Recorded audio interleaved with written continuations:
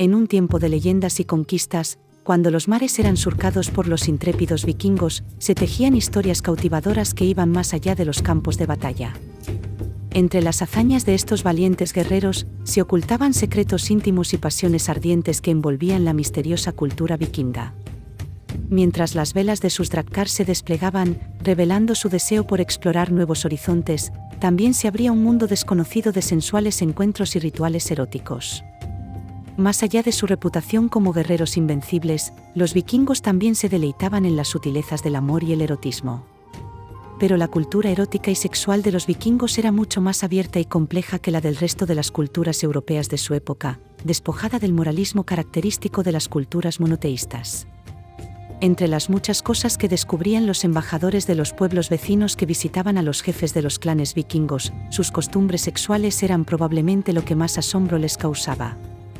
Estos diplomáticos observaban con espanto cómo los vikingos practicaban tanto la poligamia como una libertad sexual amplia y explícita, y los jefes vikingos se sorprendían a su vez del excesivo puritanismo de los visitantes y hacían bromas de ellos.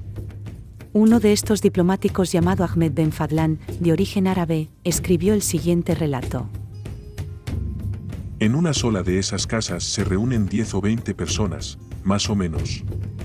Cada uno tiene un lecho en el que se recuesta, y entre ellos se hallan sentadas bellas jóvenes esclavas, destinadas a satisfacer a los mercaderes. Cada uno de ellos, ante los ojos de todos sus compañeros, tiene relaciones sexuales con su esclava.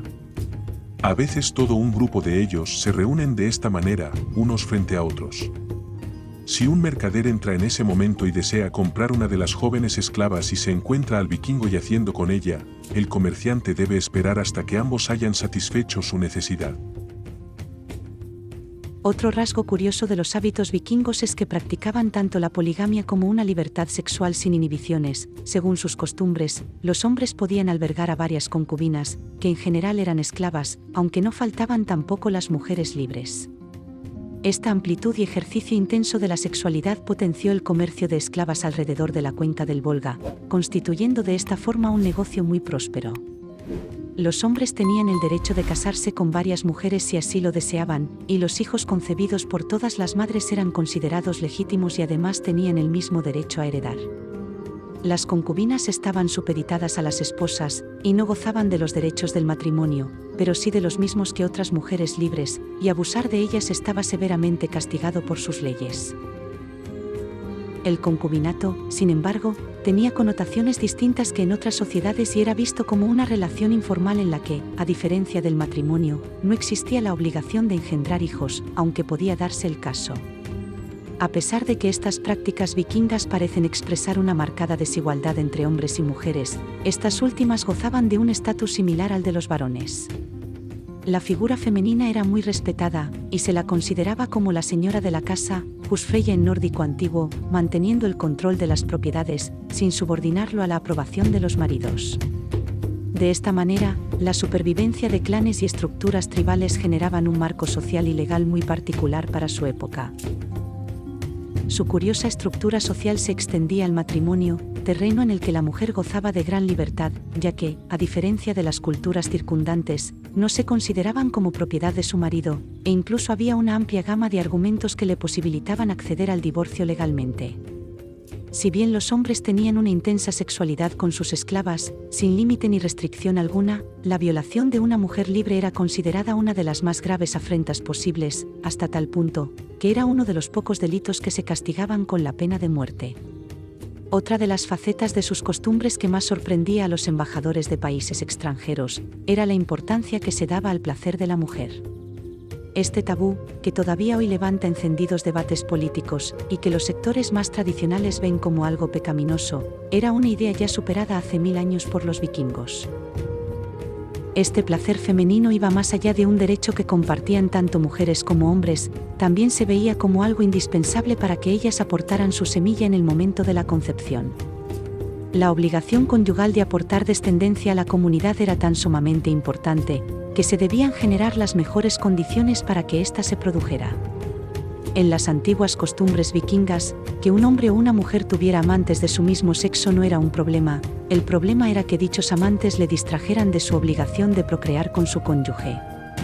Pero mientras que las relaciones entre mujeres estaban aceptadas, había un matiz cuando se trataba de hombres. El hecho de ser la parte pasiva era considerado un deshonor, puesto que se suponía que un hombre que se sometía a otro en la cama, también se sometería en otros asuntos, y por lo tanto era visto como débil. La preocupación por conseguir una pareja y generar descendencia era apremiante, y a menudo se recurría a la magia de los rituales vikingos. Existía un conjuro concreto al que se podría denominar las runas del amor, que permitiría, o al menos así lo pensaban, encontrar la pareja adecuada. Una de las criaturas a las que se invocaba en estos rituales mágicos eran las seductoras y misteriosas huldras. Las huldras recordaban en su fisionomía a una mujer de extraordinaria belleza, con una cola de zorro o vaca, y una espalda con el aspecto de un tronco putrefacto.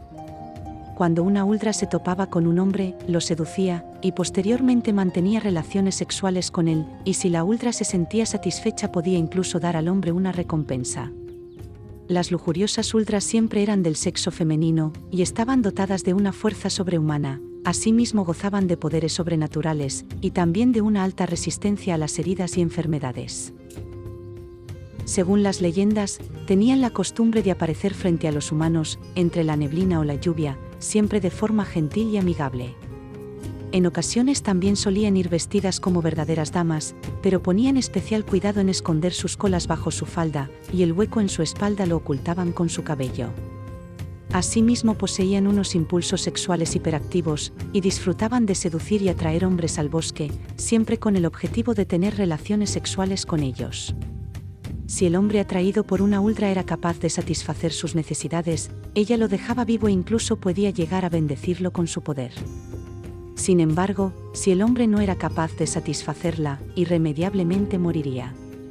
Incluso si el hombre lograba satisfacer plenamente a la huldra, esto no era una garantía para su seguridad, pues acabaría obsesionado con ella, y regresaría todos los días a su encuentro para al final terminar extenuado, y sin la posibilidad de seguir satisfaciendo su pasión el hombre acabaría muriendo.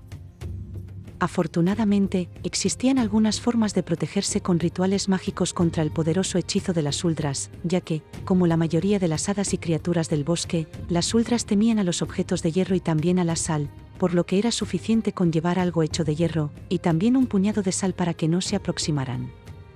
En el caso de que una huldra embrujara a un hombre, este debía atar en su cuerpo algunas ramas de matacabras y de bandelrot, dos hierbas nativas de la región escandinava. Estas hierbas hacían que la huldra perdiera el interés por el hombre.